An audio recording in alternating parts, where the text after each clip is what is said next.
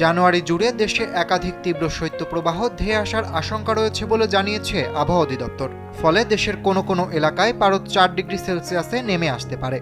বৃহস্পতিবার আবহাওয়া অধিদপ্তরের বিশেষজ্ঞ কমিটির বৈঠকে 2026 সালের জানুয়ারি মাসের এই দীর্ঘমেয়াদী পূর্বাভাস দেওয়া হয়।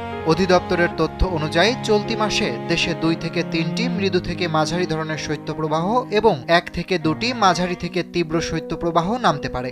এ সময় দেশের সর্বনিম্ন তাপমাত্রা 4 থেকে 6 ডিগ্রি সেলসিয়াসের মধ্যে নেমে আসার প্রবল আশঙ্কা রয়েছে।